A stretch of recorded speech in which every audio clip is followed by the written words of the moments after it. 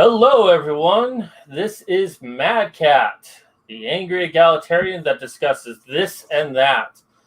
And today is the third part of my series of interviewing the key members of Regarding Men, the three that started the group and do the semi-weekly video.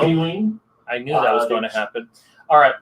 So I get to interview Janice Fiamengo today, which I'm very happy about, mostly because a moment ago I couldn't say her last name, but now I can. But this is a dream come true. Being able to interview Paul Elam and Tom Golden were also dream come true, but just like Janice is just on equal footing right there. She's a person who came out of nowhere one day and has made an impact on the movement.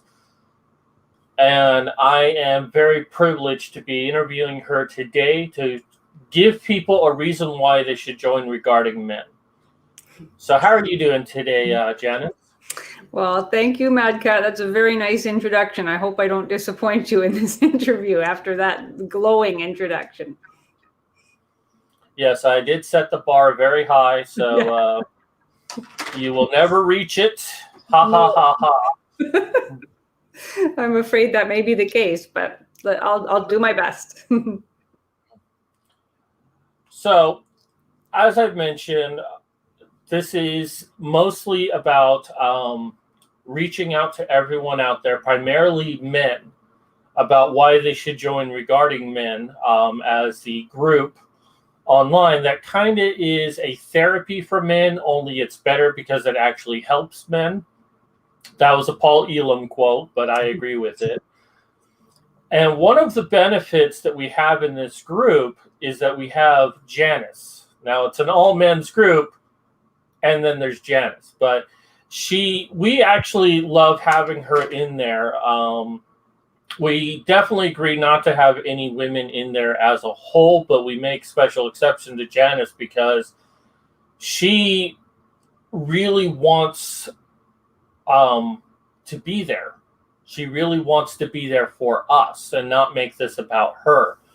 And it's just been so fascinating to actually talk to her like a person and not the goddess that we all make her out to be, because she's quite humble of a person, and I was kind of blown away by that. So I'm this but like I said, this is a dream come true because, like so many of you, I started watching the Fiamengo files and it was just like, wow, she is saying exactly what all of us are thinking. So I'm going to start this interview based on your interview with Paul Elam. And anyone, that's a great interview to check out. Be sure to check that out. But you said something at the end which I found really surprising. You said that you don't like the compliments from those within the men's movement because you feel that what men do about getting out there and trying to be heard is incredibly brave. And you feel that you don't necessarily say anything new. You kind of repeat what a lot of us are saying, such as Paul and Tom and Karen and already people established in there. You're just kind of parroting back what they're saying. Mm-hmm. So my question for you first is the $100 question, if you will. What is your inspiration for doing this? I mean, you benefit from the gynocentric world so much, and yet in many ways you're rejecting that to fight for men. So, and as much as I enjoy what you do, and what is your motivation for doing all of this? Yeah, that's a endlessly fascinating question for sure. And I knew you were going to ask me that, but I didn't really prepare an answer. I think I do it. I mean, I do it because it is the right thing to do, at, the fundamental base, because it is right. And I don't understand how any woman looking at the world as it is constituted in North America anyway, in the 21st century, can pretend that the feminist worldview and the gynocentric culture that produced it is accurate. We women are not having a terrible time.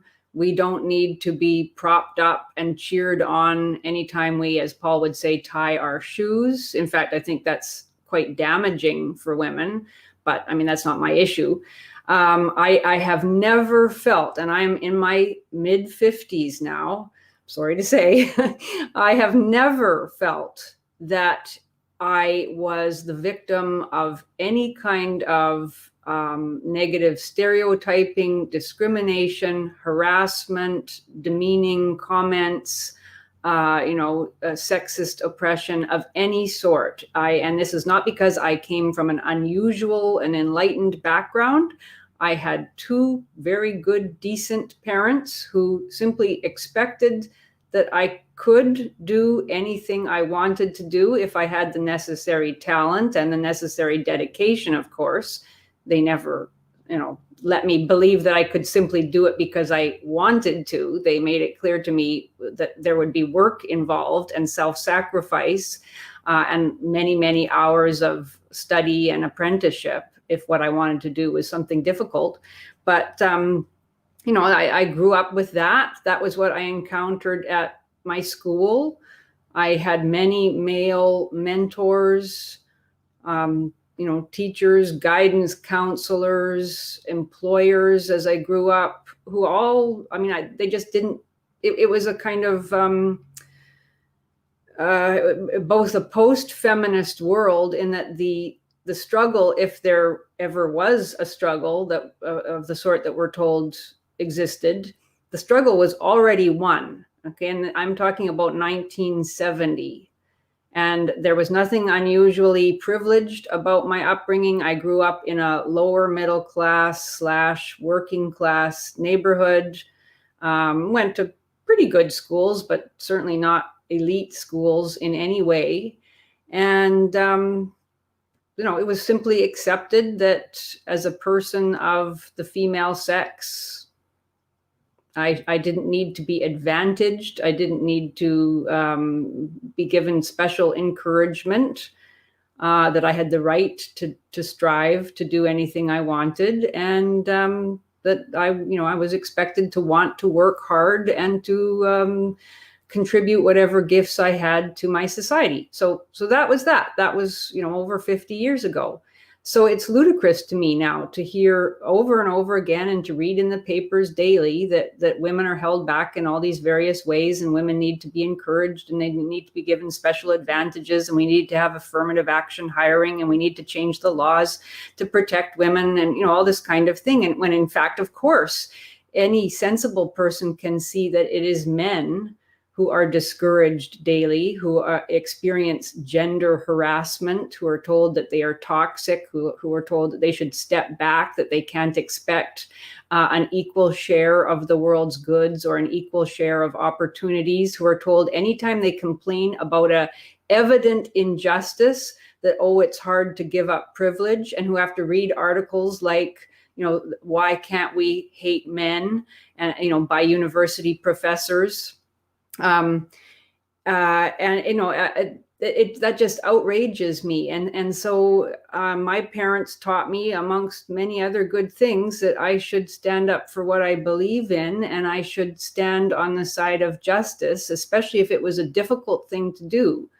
And so that's what I've tried to do. As soon as it became evident that other female professors were not willing to, and were still going on with the narrative that women are the innocent victims of patriarchal oppression, I decided to start speaking out. And so that was when I, came onto the scene, as you noted, and that was back in the spring of 2013. I gave my first public lecture at the University of Toronto. And I guess I would say that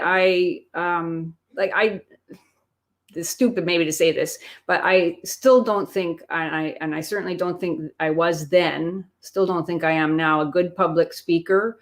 I really, I wouldn't have done it if I felt that there were many other women willing to do it. But I was surprised at how relatively few there were. And just to go back to what you said originally, it would be a lie to say that I don't like to be complimented. Everybody, I think, enjoys being complimented. It's wonderful to have people say kind things, but I do also feel uncomfortable when people say that I'm courageous, because it doesn't take a lot of courage to be a woman and to say, that men have a tough time of it. It takes way more courage to be a man and to experience all the nasty blowback that immediately comes. And just the final last thing about that question, why do I do it? I don't want to live in a heavily feministic world. I want to live in a sane world where the best people are hired for jobs. And, I don't want to fly in an airplane that has an affirmative action hire.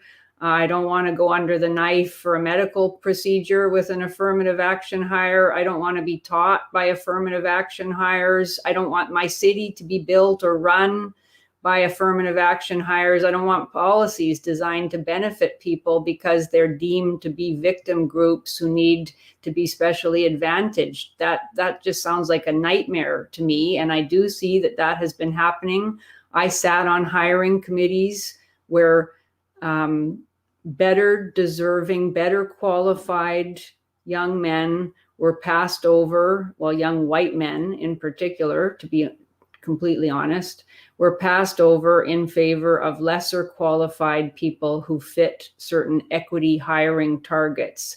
And it broke my heart on an emotional level to see these guys who had spent a whole bunch of time and put a lot of effort into applying for jobs that they were well qualified for, thinking that they actually had a fair shot at that job.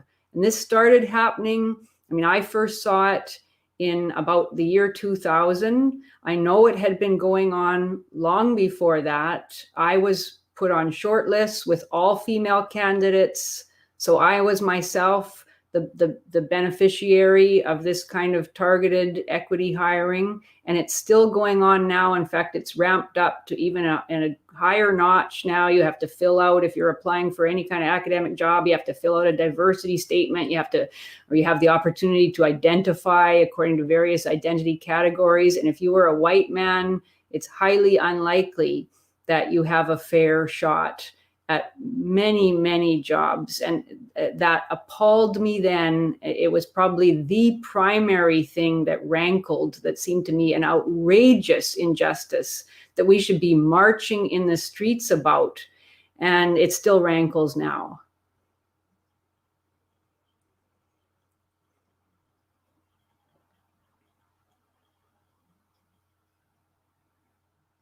I can't hear you. I can't hear you, Mad Cat. I've lost the sound.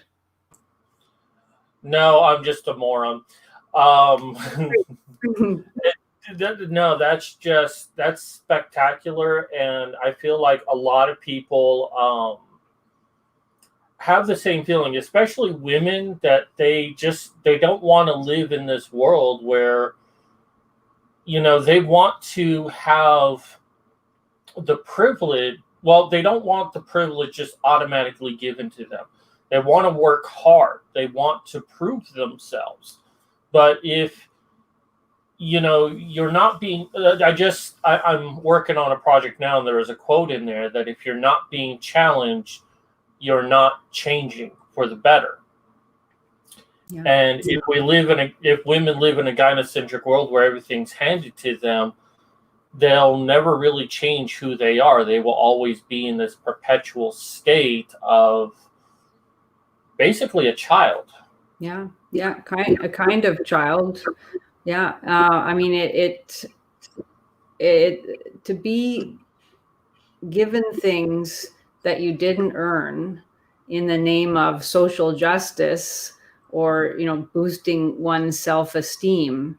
It's a psychological minefield, in that it not only doesn't force the person to earn whatever it is that they want or now already have, but it reinforces the belief in their own inadequacy, at least at some level. And then in order to compensate for that sense of inadequacy, at least if the person is smart enough to realize that the position they've been hired into or the thing they've been given is in some way beyond their capacity, if they are smart enough to realize that, it's a terrible feeling, and they're going to have to make up all sorts of imaginary grievances and reasons for why they're not really able to do the job fully, or they aren't contributing as much as others are contributing. And so then that leads into more fantastical imaginings of grievance and oppression and discrimination. In some cases, the person may not even be smart enough to realize that she or he, in some cases, isn't smart enough to do the task or to accept the honor that they've been given. But that just fuels resentment and illusion of different kinds. And it's just a recipe for all sorts of bad feeling on the part of the person who is being given what they don't deserve, what they haven't earned, and on the part, of course, of everybody else who sees the injustice of, people being rewarded not based on merit. And I witnessed that for years at my workplace and saw it getting worse and worse. And yeah, it's a terrible thing. So I'm going to take a step back from all of this. I mean, I do love hearing about your perspectives and all of that, but I want to learn a little bit more about yourself. And I want to start with you being a professor. And was this, when you started college, like day one, was that what you wanted to do? Or was it something like somewhere along the line you made the decision to do? Like, what was your major initially, or was that your major initially? Yeah, I would say that I probably, like, from the time I was 12 years old, I knew I wanted to do something to do with English literature and writing.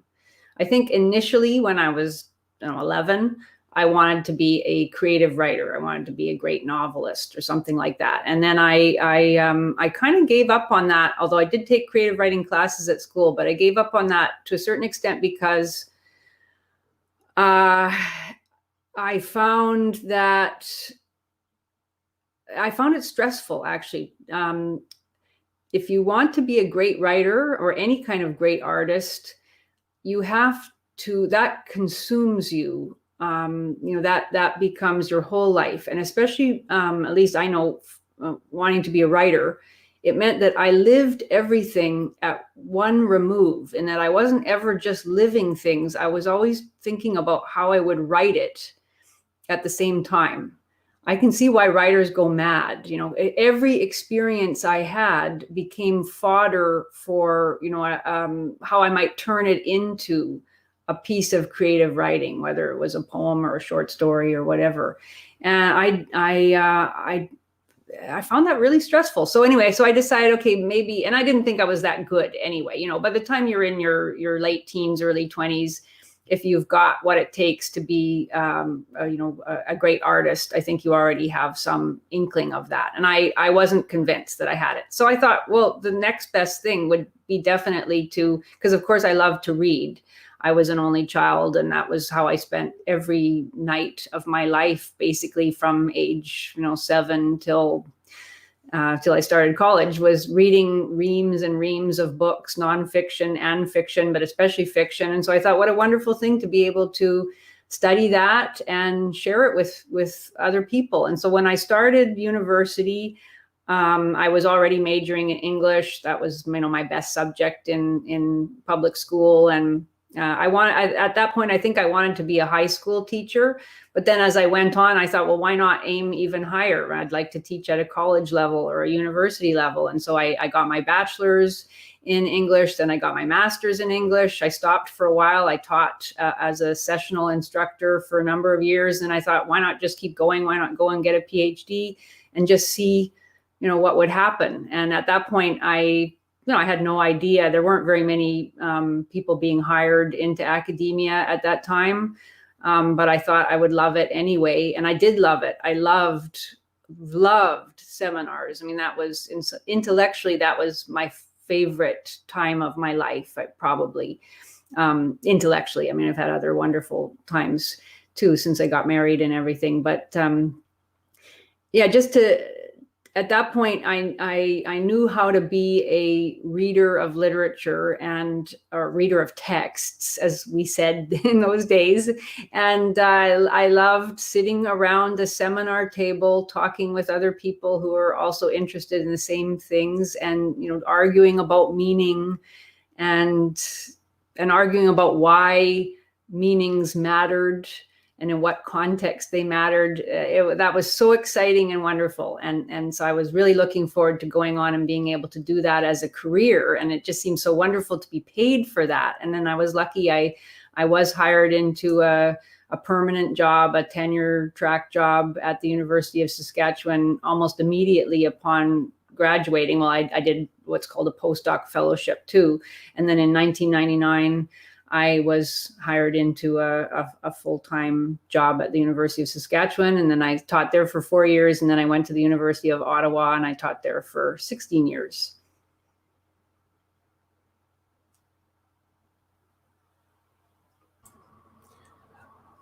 I will admit that, I really love story. I'm very fascinated by it.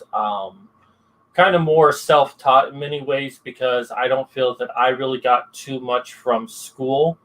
And I'm been questioning whether or not that was because there was some sort of feminist indoctrination that, like, on a subconscious level, I could pick up on and just kind of reject it. But I get so, pardon the phrase, turned on by plot and character building and world building, especially. So, yeah. I will say that one of my dreams is to just be able to sit down with you and discuss some stories sometime. I know I've told you this, and you lead a pretty busy life, but one of these days, just pick a story and then we just talk about it. So that's one of the things I want to do one day.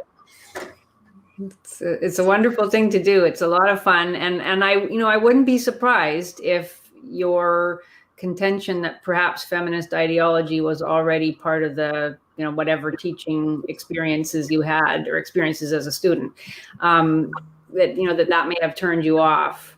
Hold on. Sorry, my phone is going.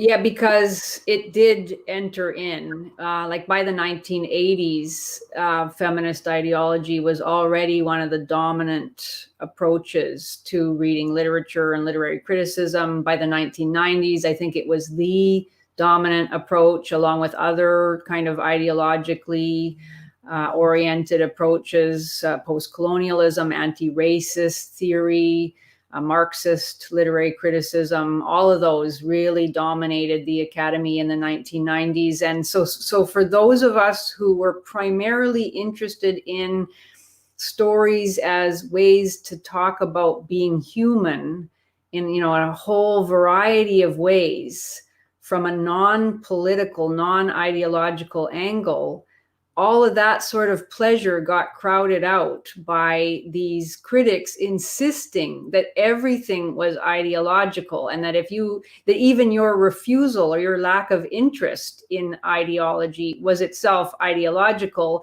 and usually evidence of your privilege, as a white person or as a male person. I think, well, it's a whole other subject, but in many ways, these ideological approaches completely destroyed the study of literature, as well as the study of, art and many, many other subjects in the academy, by making everything ideological and by simplifying everything. It eventually became that in English literature, the only kinds of questions that got asked about the literature, and these, even the greatest works by Shakespeare or Milton or Wordsworth or Pope or whomever, the only questions that were asked were, does this text is it complicit with dominant ideologies, capitalist, heteropatriarchal, etc.? Is it complicit with those ideologies, or does it resist those ideologies? If it was complicit, it was to be condemned. If it resisted, it was to be celebrated for its resistance. And that's the only thing that really could be talked about. And if you objected to that, that's because you didn't care about social justice, and you would be shamed into silence.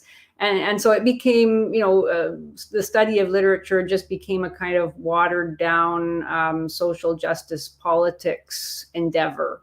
And the joy of creating worlds and talking about what made those worlds powerful and how they related to our own experiences in our world, that just that became an amateur a hobbyist's interest, but it had nothing to do with the academy, unfortunately. And it's interesting how it seems to have started in academia, but permeated through the rest of society. Like, one argument I hear every now and then is, well, how many, like on your bookshelf, how many of your books are from female authors? Mm-hmm. Well, one, there's quite a few female authors on my shelf. But I don't really give a shit, in all honesty. All I care about is, and I have, like, on my top shelf here, I don't know how well you can see this, I have a lot of writing help books. And some of them are female, some of them are male. And then, I have some men's rights stuff. Most of them are male, but there are a few females. Hell, I have Christina Hoff Sommers here. But I don't give a shit if Christina Hoff Sommers wrote that. Yeah. I bought it because I want the content inside. And yet, like with the whole Sad Puppies incident, I think that was 2016, where they voted based on political ideology of who the author was and not what they wrote.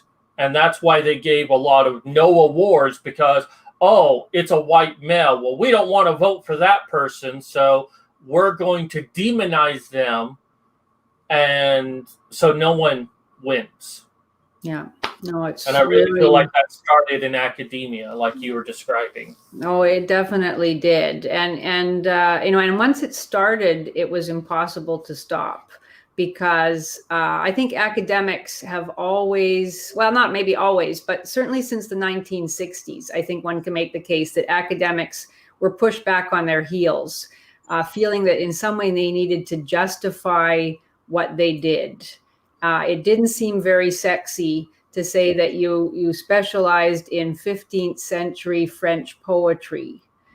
Even if you went on to say that you specialized in that poetry and that it was worth reading because it articulated the joys of love, and it imagined the transporting power of pure love. Or you could be interested in things that are very important to human beings and that human beings have always cared about, but that was not nearly as sexy as saying that, yes, you were interested in 15th century French poetry, but you were interested in its politics of resistance against oppressive elite structures, and that you focused in particular on 15th century French poetry by marginalized women, and you looked at the tools, the rhetorical strategies that they employed in order to make their voices heard in an oppressive patriarchal system. Then that was really sexy. That sounded like you were doing something really important.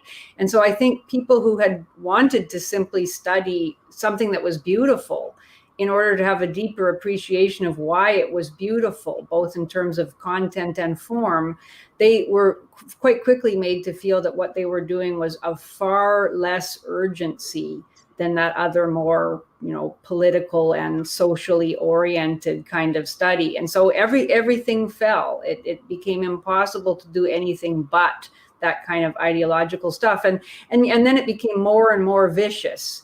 And teachers were told, professors were told that they had too many white men on their course lists, and students marched saying they did not want to learn the Western European tradition, because it was supposedly exclusionary and it was sexist and racist and imperialist, etc.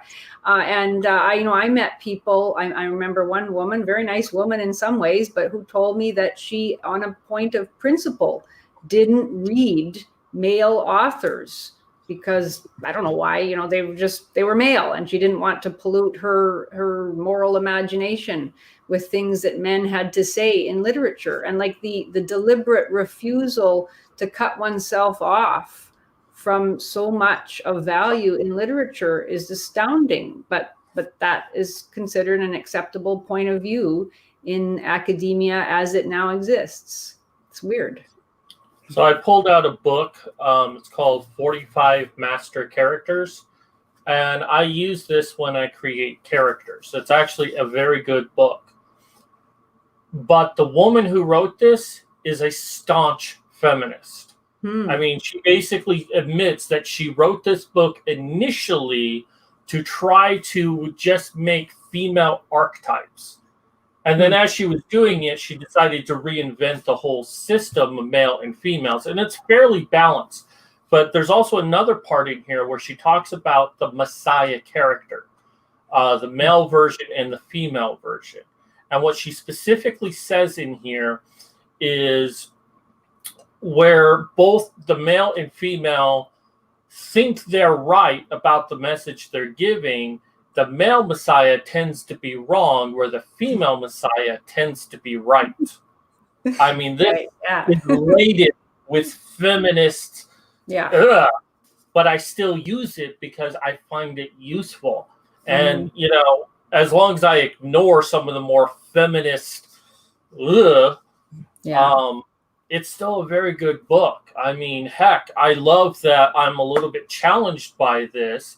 And there's a lot of great insight in here. But if I had that mentality of, oh, well, I'm not going to read this because a feminist wrote it, then I would miss out on the other great parts this has. So I find that so comical that someone would arbitrarily choose not to read something on the basis of it. I mean, there are some books that I'm not going to read. Like you gave me something by Julie Bindel or something, or I don't remember what the book was. It's in my notes somewhere, but it was like, I'm not going. I might read that book just to see, but if it's just like just hate, I'm not going to read it. But if there's something useful in there, I'm going to. But I want to change topic, and I want to talk about your male students. And in your interview with Paul, and I think I've heard you talk about this a little bit elsewhere as well, is that there was multiple things in your academic career that eventually woke you up to the idea that feminism wasn't all that was cracked up to be. But you've mentioned that it was seeing your male students in your classroom, and I was wondering if you could expand upon that more about what was it about your male students that kind of signaled to you that, wait, this doesn't really match up with what feminism tells me. It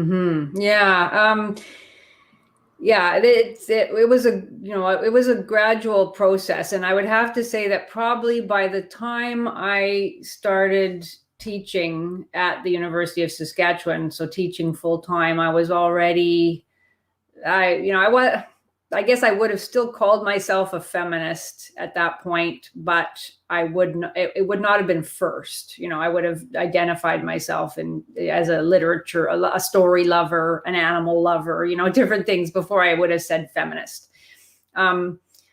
Whereas when I was a grad student, I was exhilarated by the idea. Feminism to me meant, being radical and, being interested in liberation. And at that point, I was under the sway of feminist ideology, in that even though in my growing up years, like I said to you already, I had no experience of victimization of any sort at all. And, I lived in I just didn't think about those things. I didn't think politically about my experience at all when I was a young person, as a child, as a teenager, even in my early 20s. And so, I mean, the embarrassing thing to admit is that it really wasn't until I was fully an adult and started into graduate school in, my mid 20s that I was really seduced, I would have to say, by feminist ideology. And as a result of that, I went back through all my experiences, as feminists are encouraged to do quite explicitly. In my mind, I went back through my experiences to think about how I could make them fit the feminist narrative of oppression and marginalization and, being aware of myself, excluded from masculine society, all these kinds of things. And so I was kind of convinced by that, because it felt good in all sorts of ways. It is a wonderfully freeing kind of ideology, in the sense that nothing is your fault. You don't have to take responsibility for anything that's wrong in one's society, and you're the agent of purifying change as a woman, as a marginalized other. You've never done anything wrong because you've never had power. And you, of course, will use power in much more responsible and ethical ways than those who have had it up until this point.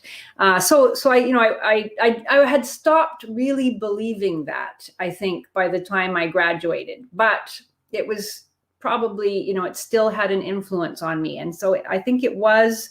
And it's hard to say, honestly, how all this happened, because it was gradual. But I know that when I started seriously teaching full-time at the University of Saskatchewan, starting in the fall of 1999, I was actually embarrassed by the elements of feminist theory that I still had in my teaching. And this was not, I wouldn't say it was even like really radical man-hating, women are wonderful victims, sort of proselytizing. But I think there was still that, I would talk about how, this woman that we were looking at, who was born in the early 19th century, I would frame her work as a poet always in loosely feminist terms, in a way that I would not do for a man. He would never be seen as overcoming obstacles, as heroically striving to make his voice heard, etc. There was always a kind of double standard. And so it was always a little bit part of the feminist narrative that women are valiant and, women are overcomers, and they should be applauded for what they have achieved because they achieved it against odds. Whereas men have, a kind of implicit, always, even if I didn't phrase it in this way, they always have their male privilege. And of course that, I knew that wasn't true even then, because I could see in reading about all these different writers' lives, everybody has their struggles.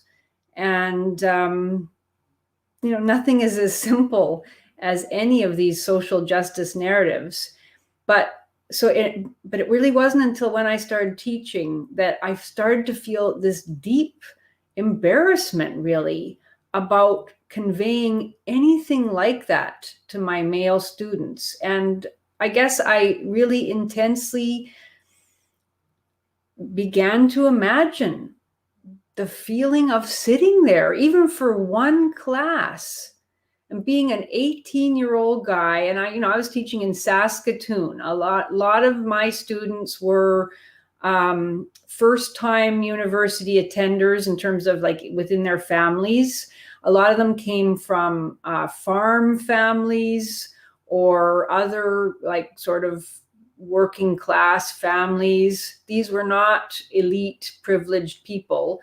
Either the men or the women, young men or women, but certainly the women encountered an environment where they were encouraged through and through. Nothing bad would ever be said about a woman, no matter what area of academia she was interested in going into. If she was going into STEM, wow, that was incredible. There were programs to support her. There were special scholarships.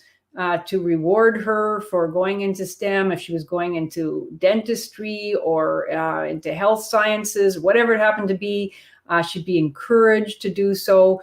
Men didn't have any of that anywhere. Men were minorities in many of the areas that they were studying, and certainly in English literature. It was about 75-25 female to male.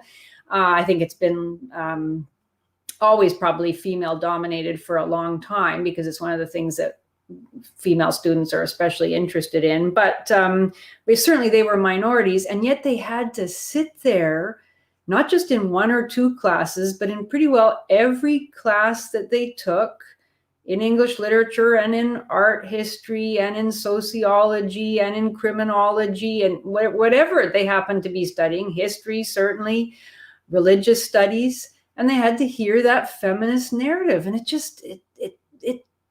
just struck me as obscene that they had to hear that women brought good things, and women had to be encouraged because women made the world a better place, and men had consistently made the world a worse place. They had brought war, a social division, oppression, competition, and nothing ever good said about those young guys who had, even if it were true, that this was the case of history, which I didn't really believe by that point either. But even if it were true, these guys were certainly not guilty of it. They'd had no hand in oppressing anybody. And yet I couldn't understand why so many of my colleagues were happy to teach that way.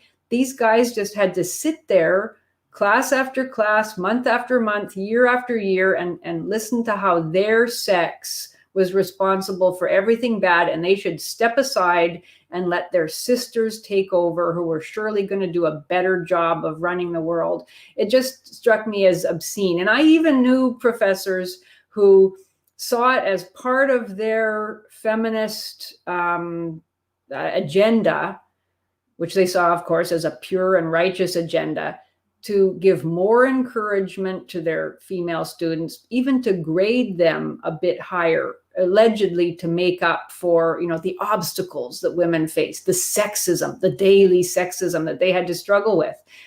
I could see it in their attitudes to their students, and even sometimes in the way they marked students' papers. I used to go around, those in the days where we used to post our final grades on our doors. You're not allowed to do that anymore. And I could see that male students tended to be marked a little bit lower, even though I knew some of those students and I knew that they were excellent. And then, of course, I had the experience that I already told you about of witnessing affirmative action hiring year after year after year. We hired, I think, 5 new professors into the English department during the years that I was at that university. And I saw how qualified male applicants were being passed over. And that was it. That was the end of feminism for me. And I would just look out at these young, innocent faces of these guys and think how atrocious it was that they had to bear the blame for even 1 second for things they had never done.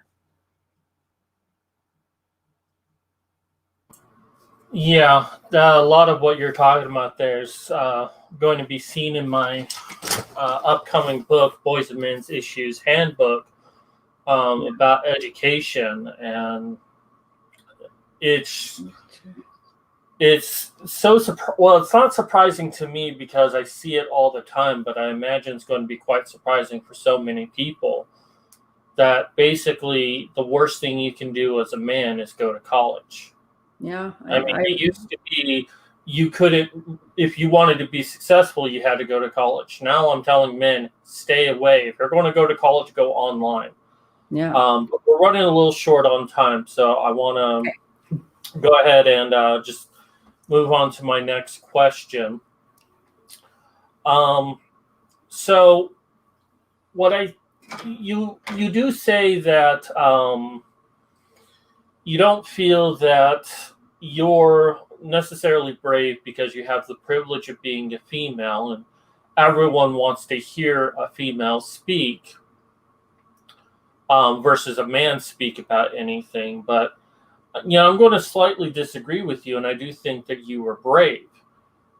because you did actually go and talk. You know, you're a professor in predominantly a feminist world, and you chose to speak about men's issues. And this eventually caught up with you with the Human Rights Tribunal. Yeah. But my question for you is, what was the process in which you went from being a teacher to being a speaker? I know you said that there weren't that many females in this, and that's why you started. But what was it that actually got you to that stage?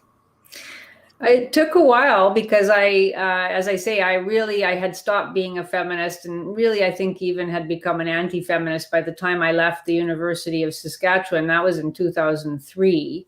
And yet I never spoke in public until 2013. So there's a whole 10 years in there where I was, and things were happening. Of course, I was busy in my career and everything, but I was starting to read, not exactly men's issues. I'm probably just reading, anti-leftist, anti-social justice books, and, and thinking about the ideology of social justice in general, of which feminism, of course, is the dominant strand.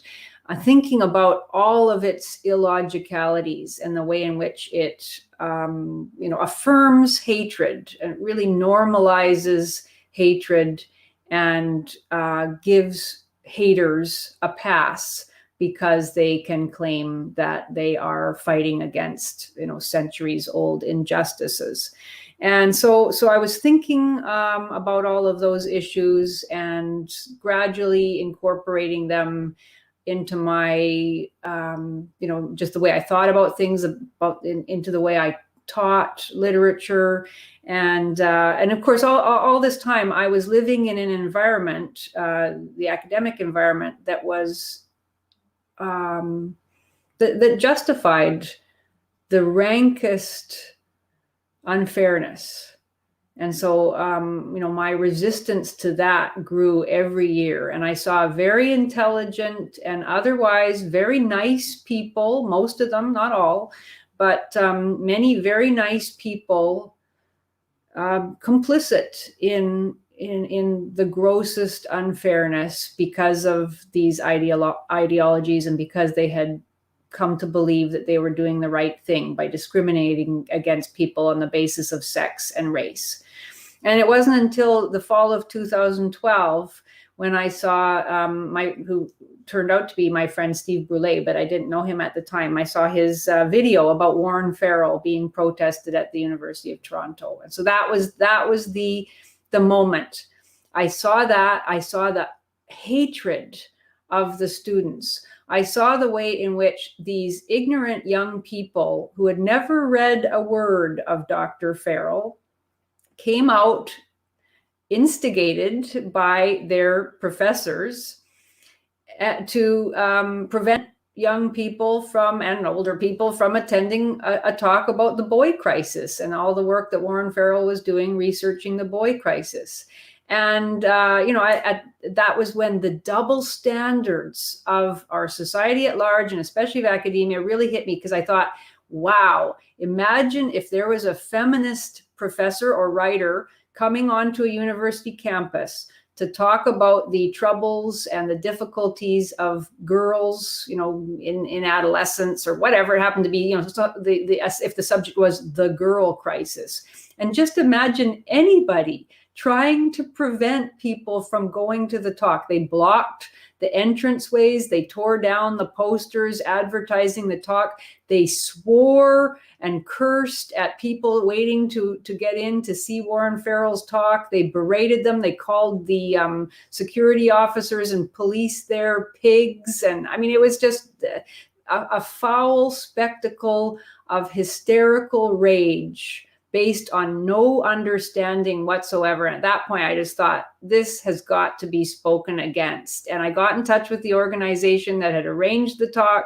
And I said, if you need somebody to talk, or if you need somebody to be a mentor to young men at the University of Ottawa, I would love to do that, even just to sit with young men and say, you're not crazy. If you think that you are experiencing injustice and bias and unfairness, I would love to confirm to them that they are not wrong, that really does exist. And I was so angry about it. And the organization, which was the Canadian Association for Equality, they invited me to give a talk the following March at the University of Toronto on, I think it was called What's Wrong with Women's Studies or something like that. And I talked about the double standards of feminist ideology. And I talked about why I didn't think women's studies should be an academic discipline at all, because it has absolutely nothing to do with objective research or with looking at a subject from multiple points of view. It's all about ideology, and therefore it doesn't belong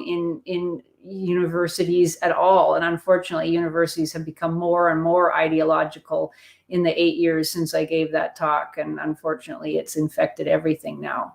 So that was the beginning. And then there was no looking back, because after that, I got this flood of emails from people who had attended the talk, mostly men.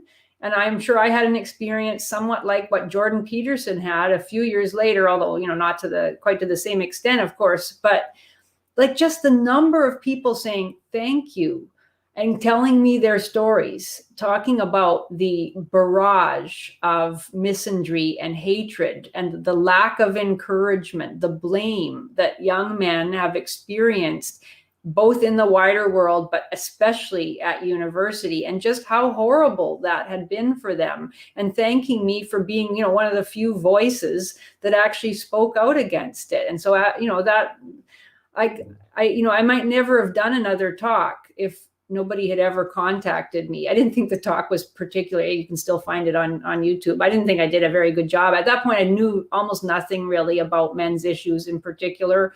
I was an anti-feminist, but I didn't really know, I'd read a few books. I'd watched maybe one Karen Strawn video.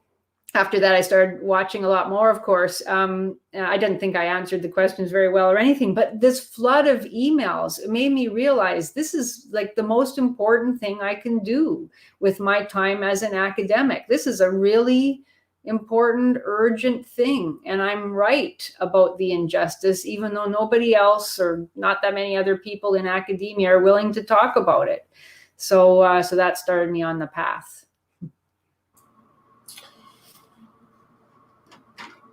So let's go ahead and talk about regarding men.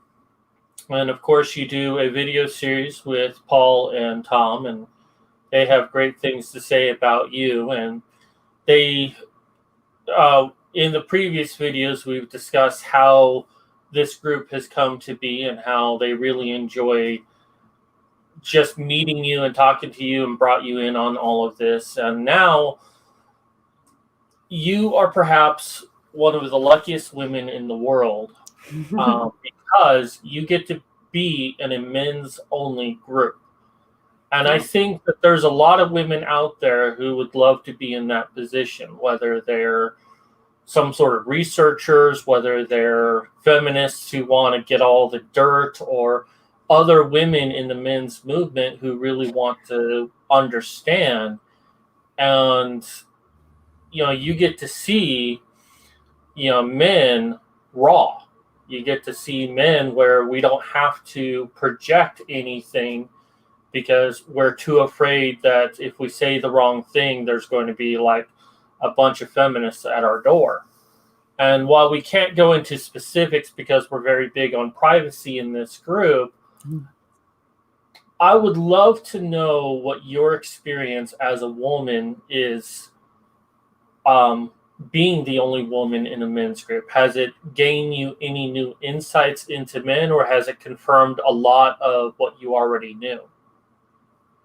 Well, both, I think. I mean, it has confirmed what I first discovered when I got those emails following the first talk that I gave. And then it's added to those insights that I had from receiving those emails. And I think the main thing, and I do consider it a privilege, I really do.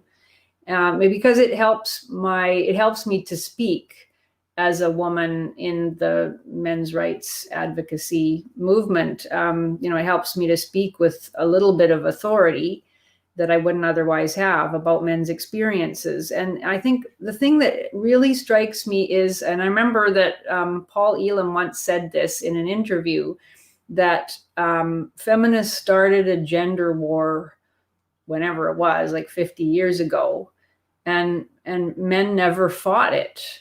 So it was this one-sided war. And, if one lives in a feminist culture, one gets the opposite narrative. One gets the narrative about the war on women. There are all sorts of books with that title. One hears all about men's hatred of women and the plot, either conscious or unconscious, to make women's lives miserable or at least subordinate to men. The idea that men have organized society for their own benefit and to the detriment of women. And as I say, I never had that experience, but talking to men has been astounding overall over the past 8 years because of the lack of anger and hatred. I'm not saying that there isn't any anger. There certainly is some justified anger, but the men at Regarding Men and the men that I hear from on emails, there's a lot of sadness. There is bewilderment. Like, what happened? Why am I supposedly the bad guy when I've never done anything to deserve such calumny? And there's an honest wish that gender relations could be placed on a better footing. And there's still an interest. I find that remarkable. I think if I were a man of my age who has lived my entire life being told that I'm toxic, that I need to apologize for my privilege, that I need to step back and give my sister a better opportunity than what I have. If I'd been hearing that all my life, I would be absolutely irredeemably bitter by now, and I'd be out for revenge.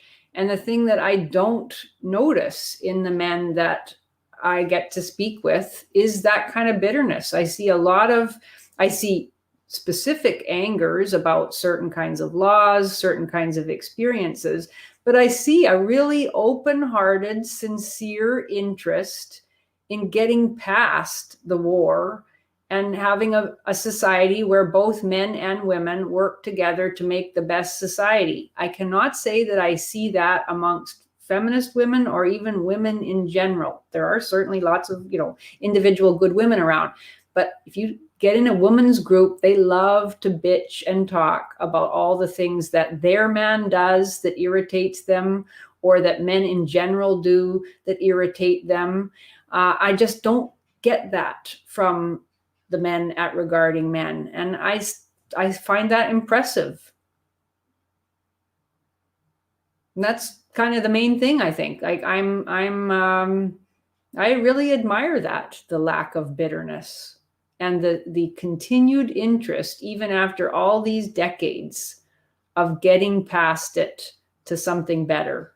And I love that about men. And I think that is kind of a masculine quality, just wanting to solve. If there's a problem, let's solve it. Let's figure out how to deal with it, and let's move forward. Let's not dwell on the past or dwell on personal experiences. Let's make things better, and then enjoy the thing that we've made better. I think that's a masculine thing. It's something I love, and something that I love about my husband and my dad. And it's why I want men and male energy and male ways of being to have their rightful place in the world. I think that is so profound what you're talking about there, because, one of the many complaints we see in relationships, women want to talk about the problems, but men want to offer solutions to the problems. Like, I don't want solutions. I just want to talk about it. And I just want to vent. And us men, I know I'm a problem solver. I hear a problem and I want to solve it. I've kind of learn when talking to people. Just mostly they want someone to listen to, and there's nothing wrong with that. But when it comes to society, men see a problem, we try to fix it, we try to improve upon it, we try to innovate it. And it's not to say that women don't innovate themselves. There have been plenty of women who have contributed to our society, but more men than women, in all honesty. And it absolutely, yeah, it makes me nervous on the things that we're seeing in academia, where they're trying to dumb down STEM fields in order to encourage more women in them. And it's like, oh, good. In the future, nothing's going to work. Bridges are going to fall down, and we won't even be able to talk about why. Yeah, it's scary stuff. And you and I think, even corresponded about this. I mean, I think a lot of feminism and the anger and bitterness that are attached to it have to do with the fact that feminism makes these completely unrealistic demands, where women will say things like, I want a world where I'm never catcalled. I want a world where no man ever looks at me like a sexual object. I want a world where I'm never condescended to as a woman. And there never will be a world, because a lot of it is very subjective, what they consider to be condescension or sexual harassment. So that world will never come into being. And, any intelligent person thinking about it would know that. And that's part of what fuels feminism, because, of course, feminists don't want feminism to get to the point where they have to admit that their goals have been achieved, because then there'd be no more feminism. And for a lot of women, that would mean they don't have an identity anymore. They don't have jobs anymore.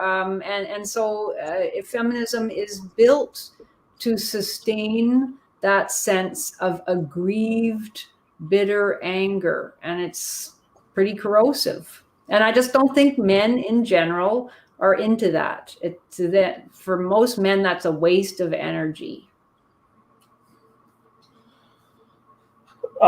Yeah, I do remember that conversation we had on that when we were talking about literature. Actually, what started it about, I think it was The Old Man and the Sea, or The Old Man and the Fish, whatever. And I was thinking about the catcalling. There was a woman, I think she's on Guardian or something like that, where she always writes articles about how oppressive society is because she's catcalled. And then she wrote an article, I hate the patriarchy because I miss getting catcalled. Yeah, I think that's Jessica Valenti. Yeah. Yeah, Jessica Valenti. I can never remember her name, even though I think it's such an awesome name, too. It is. Such a waste. Yeah, such a waste. Yeah. She could be a really great, vivacious Italian sort of woman. But you're definitely correct on that the big thing I always say is that feminists don't want to admit that all of their problems are solved, because it's a business. Yeah. And if they admit that they have more than anything they ever asked for, they have to stop getting money, because there would be no need for feminism. So they continue to say, there's a problem, send us money. Yeah, and it's a mindset too, and it's one can never underestimate the satisfactions of that victim mentality. It brings great pleasure and satisfaction and sense of purpose, and so to have that go, even more than the money in some cases, I think would be really disturbing to a lot of feminist women. And yet, the funny part is that women could still have that and still be relevant all at the same time by starting to embrace some of the things that men's rights is doing. Saying, oh, feminism has always cared about these things, and like shared parenting or genital mutilation. If this is as much a feminist issue, a female issue, as it is a male issue. And I'm not even talking about female genital mutilation, but male genital mutilation. One of the reasons why it was done was to reduce the chances of women getting an orgasm. That's as much as a woman's issue right there. And yet feminists, if they took it on and maybe I shouldn't be saying this. I shouldn't give them any ideas, but they're not going to watch my channel. But if they did it, they could become relevant in a whole new way, and yet they're not going to do that. But that's not the sort of relevance that many of these women want. They want the relevance. They want the special status of moral purity that comes with proclaiming oneself a unique sort of victim. And the other side, the sex, the oppressor sex, as not victimized at all, as entirely privileged and powerful. They have to maintain that binary opposition in order to maintain the pleasure of their victim identity. So they're not going to be giving that up in any hurry. So that draws a close to our video today. This has definitely been a treat for me, and not just for Janice, but being able to talk to Paul and Tom. Well, to be fair, I hadn't really known of Tom until I joined Regarding Men, but he's a great guy. But both you and Paul, I'd watched for so many years, and it was just like, I got to talk to my heroes, and we became friends, and it's just such a great thing. And I am especially thankful for today because I got to really ask you some of the questions I've always wanted to ask you. And I hope it inspires other people out there, especially to join Regarding Men. And I know this is a little bit of a shill, but, it's important. The things that we're doing there is so important. I wish I could tell you what I get out of it, because I do actually get quite a bit. I mean, I put a lot into it, and I get a lot out of it. But I just check it out. I believe the lowest tier is about $5. You still get access to a lot of things, but everything. It's regardingmen.com/join. You get to talk to Janice, you get to talk to Paul, you get to talk to Tom, you get to talk to me, which some people seem to like. I don't know why, but and if you can't afford it, you can still join. There's no financial barrier. If you can't afford it, that's no reason you can't join. Yeah, just reach out to Tom or Paul and let them know that you might have some financial struggles. Yeah, and they will work something out with you. We are trying to get some sort of scholarship going, because we don't want those who can't join to be precluded from it, because we're not out here to make money. We're out here to help people. It's just we still got to pay the bills, Yeah. But like I said at the beginning, this is therapy for men, except that it actually works. And this, I need this, in all honesty, because, I've tried looking into therapy, and it's like $300 a month for something online. And I don't even know if the woman they're recommending to me is going to tell me that all of my problems because I'm a privileged man. Yep, that's the problem. Yeah. So I do recommend checking it out. Just give it 1 month, and I think you'll be blown away with it, that you'll be there every week. But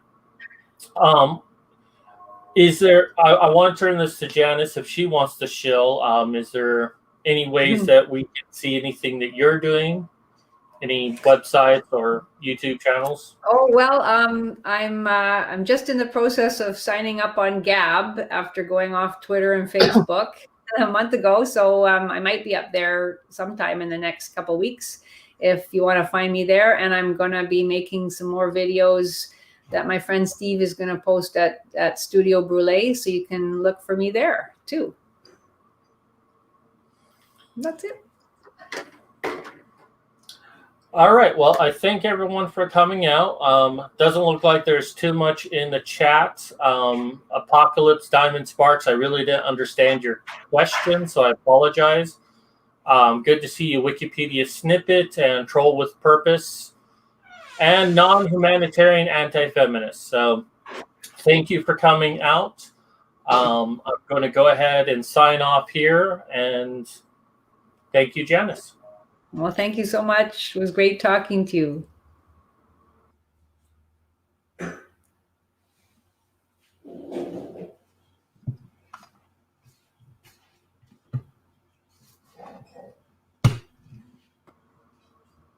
it would help if